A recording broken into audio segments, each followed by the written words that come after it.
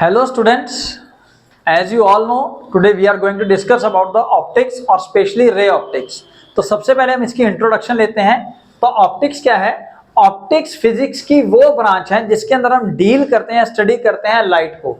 So it is a branch of physics which deal with the study of a light.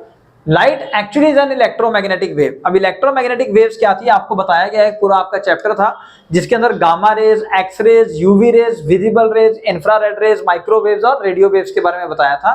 और इस पूरे spectrum को या brand को हमने दिया था इलेक्ट्रोमैग्नेटिक स्पेक्ट्रम। और जैसे जैसे मैंने नाम लिए जैसे वैसे वैसे वेवलेंथ इंक्रीज हो रही है, एनर्जी इनकी डिक्रीज हो रही है, या ये कह लीजिए फ्रीक्वेंसी डिक्रीज हो रही है। तो यानी कि गामा रेज की वेवलेंथ मैक्सिमम, फिर सोन जाएंगे। तो ये रहा वो पोर्शन जो हमने स्टडी करना है लाइट, ठीक है, जिसको हम स्टडी करेंगे by the name visible raise. या कह लीजिए इस पार्ट ऑफ इलेक्ट्रोमैग्नेटिक स्पेक्ट्रम को हम स्टडी करेंगे by the name of light, जिसके अंदर कवर होंगी विजिबल रेज। विजिबल रेज के अंदर आपको पता है violet, indigo, blue, green, yellow, orange और रेड, ये लाइट्स या कलर कवर होते हैं जिनका वेवलेंथ 400 नैनोमीटर से 700 नैनोमीटर के बीच में वेरी करता है। और वॉयलेट का 400 और रेड का 700 नैनोमीटर ऑलमोस्ट वेवलेंथ पाई जाती है। उसके बाद हम बात करते हैं लाइट। लाइट क्या है? Light is a part of electromagnetic spectrum which give us the sensation of site, जो हमें दुनिया को या चीजों को देखने की सेंसेशन प्रोवाइड करवाती है, दैट इज लाइट। और लाइट ट्रेवल करती है स्ट्रेट पाथ में। तो path travelled by light when expressed by an arrow then it is called ray. अगर किसी रे के द्वारा, सोर्स ऑफ लाइट है, वहां से लाइट ट्रेवल कर रही है, आपने एरो के द्वारा शो किया है, तो इसको आप कहोगे पुत्र रे। जब नंबर ऑफ रेज को आप साथ में ड्रॉ कर दोगे then together they are named as beam. So beam क्या है? Number of rays formed together in the form of rays, then they are named as beam. So we have two branches of optics, ray optics and wave optics. Ray optics is also named as geometrical optics, क्योंकि जब आप study करेंगे इसके अंदर जो phenomena को हम study करेंगे वो विद द हेल्प ऑफ रे डायग्राम्स यानी कि ज्योमेट्रिकल डायग्राम से स्टडी करेंगे।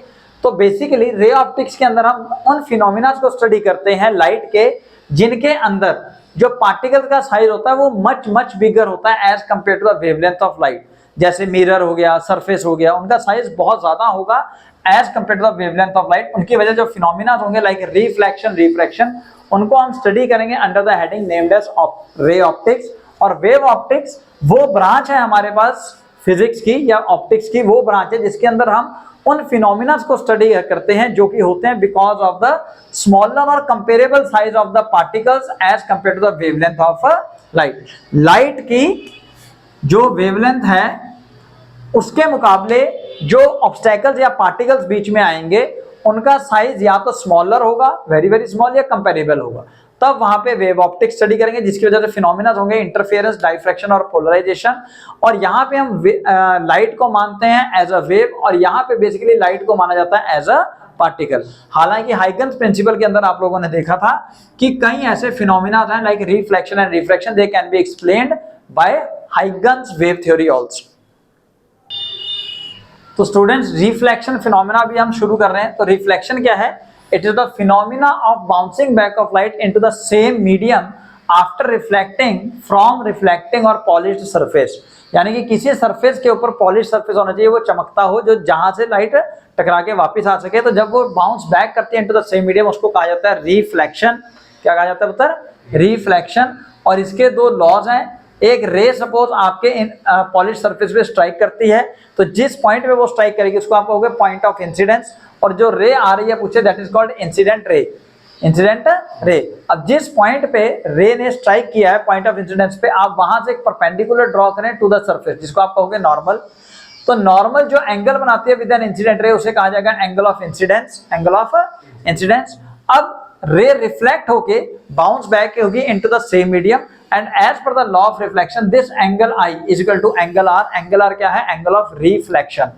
angle of reflection का मतलब क्या है? angle found between reflected ray and a normal। so angle I is equal to angle R।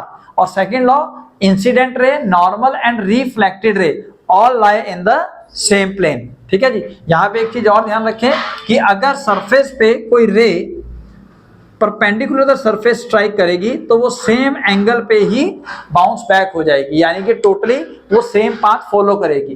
क्योंकि नॉर्मल के साथ उस टाइम पे इंसिडेंट रे का एंगल कितना है पुत्र? 0। तो रिफ्लेक्टेड रे का भी नॉर्मल से कितना होना चाहिए, 0। तो इस हिसाब से आप ध्यान रखेंगे, तो एक स्पेशल केस है। तो पुत्र सबसे पहले हम इमेजेस को स्टडी करेंगे, क्योंकि जब भी रेज रिफ्लेक्ट होकर आपकी आईज में रिसीव होंगी तो आप उस ऑब्जेक्ट की बेसिकली रिफ्लेक्शन देख रहे हो, यानी कि इमेज देख रहे हो। तो इमेज को स्टडी करने के लिए सबसे पहले हमने टॉपिक लिया प्लेन मिरर। प्लेन मिरर के द्वारा जो भी इमेज बनेगी वो वर्चुअल और इरेक्ट होगी। वर्चुअल का मतलब वो इमेज जो असलियत में नहीं बनी है by the actual intersect of the rays. Reflection के बाद आपको अपीयर हुआ है कि शायद वहां से रेज आ रही हैं, और अगर वर्चुअल होगी तो इरेक्ट होगी। Image formed is at the same distance behind the mirror as object is placed in front of the plane mirror. Plane mirror के सामने जितनी दूरी पे आप ऑब्जेक्ट रखोगे एग्जैक्टली उतनी दूरी पे इमेज बनेगी बिहाइंड द मिरर। यानी कि अगर आप 2 मीटर आगे खड़े हैं ऑब्जेक्ट से तो आपकी इमेज 2 मीटर पीछे बनेगी मिरर के अंदर, यानी कि टोटल ऑब्जेक्ट और इमेज में डिस्टेंस कितना हो जाएगा, 4 मीटर। ये याद रखिएगा। Then the image formed is laterally inverted. Laterally inverted का मतलब अगर आप राइट हैंड की इमेज को अपने मिरर में देखेंगे तो वो आपको अपीयर होगी एज अ लेफ्ट हैंड। यानी कि अगर आप राइट हैंड का थंब मूव कर रहे होंगे तो आपको लगेगा कि आप लेफ्ट हैंड का थंब मूव कर रहे हैं। ये आप देखिए इमेज लिटरली इन्वर्ट हो गया है ना। Then the image formed is of same size as that of the object. जितना ऑब्जेक्ट का साइज होगा एग्जैक्टली उतने ही साइज की इमेज बनेगी बिहाइंड द प्लेन मिरर। ठीक है पुत्र, यहां तक कोई दिक्कत किसी को? तो पुत्र प्लेन मिरर के द्वारा जो इमेजेस बन रही हैं, अब उनमें हम लेते हैं सबसे पहले पॉइंट ऑब्जेक्ट। पॉइंट ऑब्जेक्ट के द्वारा जो इमेज ड्रॉ करनी है उसके लिए आप ट्रिक याद रखिए कि always draw a perpendicular on the mirror from the object. Object से एक परपेंडिकुलर ड्रॉ कर दीजिए मिरर के ऊपर। मिरर के ऊपर एक परपेंडिकुलर ड्रॉ कर दीजिए और एग्जैक्टली उतनी ही दूरी पे आप वो इमेज बनाइए जो कि ऑब्जेक्ट मिरर के सामने पड़ा होगा। जैसे सपोज यहाँ पे ये एक ऑब्जेक्ट पड़ा है, यहाँ पे आपने इमेज बनाई कैसे, यहाँ से एक परपेंडिकुलर लाइन ड्रॉ करी और यहाँ से जितनी दूरी पे आपका ऑब्जेक्ट है एग्जैक्टली उतनी दूरी पे आपने एक डॉट लगा दिया। अब ये मिली कैसे होगी, तो सपोज ये एक रे गई होगी टकरा के भाग गई होगी, दूसरी रे आई होगी तो ये टकरा के इधर को रिफ्लेक्ट हुई होगी। इन दोनों रेस को आपने मीट करवा देना at this point. This is the way how to draw the image for a point object. तो एक ये केस भी देखिए पुत्र, इस केस के अंदर हमने ऑब्जेक्ट यहाँ लिया है, मिरर यहाँ पे, तो सर ये तो कैसे बनेगी? तो आप क्या करेंगे, ऐसे केस के अंदर आप इस मिरर को एक्सटेंड कर लेंगे क्योंकि हमें इसका परपेंडिकुलर ड्रॉ करना है, तो यहाँ पे तो परपेंडिकुलर ड्रॉ हो नहीं सकता। तो हम क्या करते हैं, हम इस मिरर को ही सपोज करते हैं कि एक्सटेंड कर लिया, शीशा एक्सटेंड कर लिया। अब आप क्या करेंगे, एग्जैक्टली यहाँ से एक परपेंडिकुलर ड्रॉ करेंगे और जितनी दूरी पे आपने ऑब्जेक्ट रखा है इतनी ही दूरी पे आपने ऑलमोस्ट इमेज का डॉट लगा लेना है। इमेज का डॉट लगा देना है, समझ आ गया पुत्र? तो कैसे बना होगा, डेफिनेटली यहाँ से एक रे गई होगी, वो टकरा के रिफ्लेक्ट हुई होगी, तो इस रे को यहाँ पे आपने कन्वर्ज करना है ऐसे जब आप ड्रॉ करोगे, शो करोगे। ठीक है पुत्र? दूसरी रे यहाँ से नहीं, यहाँ से नहीं, ये तो एज्यूम्ड है, एज्यूम्ड मिरर है। तो दूसरी रे को आप सपोज कहीं और से ले जाओ तो यहाँ से जाएगी तो यहाँ पे जाके रिफ्लेक्ट हो जाएगी। इस रे को आप पीछे लेके जाओगे तो इसको भी मीट कराओगे at this point. So in this way we are able to draw the image of a point object. तो इस क्वेश्चन के अंदर आपको कोऑर्डिनेट्स फाइंड करने हैं इमेज फॉर्म के। सपोज आपको एक मिरर दिया था ब्लैक वाला 45 degree to the X axis, और एक्स एक्सिस के ऊपर नेगेटिव में -2 सेंटीमीटर पे यानी कि आपका ऑब्जेक्ट पड़ा है, इसकी इमेज बनानी है। तो पुत्र अगेन वही पॉइंट कि आप इमेज से मिरर के ऊपर एक परपेंडिकुलर ड्रॉ कर लीजिए और जितनी दूरी पे आपका ऑब्जेक्ट है एग्जैक्टली उतनी दूरी पे आप इमेज का डॉट बना दीजिए अगर पॉइंट ऑब्जेक्ट है। तो हमने क्या किया, मिरर आगे खींचा, ये 45 तो ये भी 45 है, ठीक है सर ये भी 45 होगा, टोटल 90 डिग्री है। यहाँ से एक परपेंडिकुलर ड्रॉ किया पुत्र, यहाँ से जितनी दूरी पे है एग्जैक्टली उतनी दूरी पे आपने डॉट लगा दिया। ठीक है, तो इसका कोऑर्डिनेट हो गया 0 -2, यानी कि एक्स एक्सिस में 0 और वाई एक्सिस में -2। क्लियर हो गया आप? अगर इसको आप एग्जैक्टली कैलकुलेट करोगे तो वो भी फाइंड आउट हो जाएगा। तो आपको करना है एक्सटेंडेड ऑब्जेक्ट्स के लिए, लेट्स सपोज कर लीजिए आपके पास एक क्लॉक है जिसमें 3 बजे हुए हैं, आपने मिरर प्लेन मिरर के सामने रखी और उसकी इमेज बन रही है, तो क्या बजेगा? क्वेश्चन पूछा जाता है। तो 9 बजेगा सर। कैसे बजेगा? देखो आपने सर्कल ड्रॉ किया, जितनी दूरी पे आपका सेंटर है एग्जैक्टली उतनी दूरी पे आपने एक डॉट मार लिया, पैरेलल लाइन मार के उसके ऊपर ही, और वहां से एग्जैक्टली उतनी दूरी जितनी दूरी पे ये है इतनी दूरी पे ये है, यानी कि उतनी दूरी पे एक सर्कल ड्रॉ कर लिया पुत्र। ये अगर लाइन पकड़ोगे तो ये इस तरफ है तो इसकी इमेज इस तरफ बनेगी, ये ऊपर को है तो ये नीचे को ये भी ऊपर को ही बनेगी। ठीक है, तो सारी लाइनों को जोड़ोगे तो 9 बज जाएंगे। मेरी बात समझ में आई?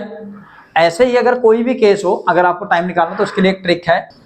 तो अगर बाय द वे पुत्र आपको टाइम गिवन है, लेट्स सपोज 1 40:16 यानी कि 1:40 और 16 सेकंड हो गए। गिवन है आपको इमेज टाइम निकालना है, तो उसके लिए ट्रिक है कि आप 12 में से जो गिवन टाइम है वो माइनस कर दो। तो 12:00 को हम 11:59:60 लिख सकते हैं।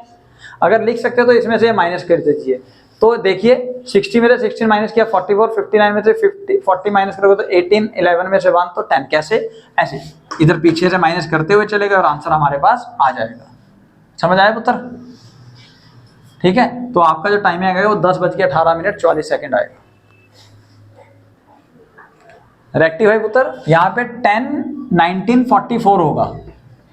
ठीक है, तो इसकी आप फोटो बनाओगे तो इजीली आप देख पाओगे इमेज बना के कि एग्जैक्टली जैसे 3 का 9 बज गया वैसे ही 1:40:16 का 10:19:44 ड्रॉ हो जाएगा। तो इमेज ड्रॉ कीजिए और आप समझिए इसको।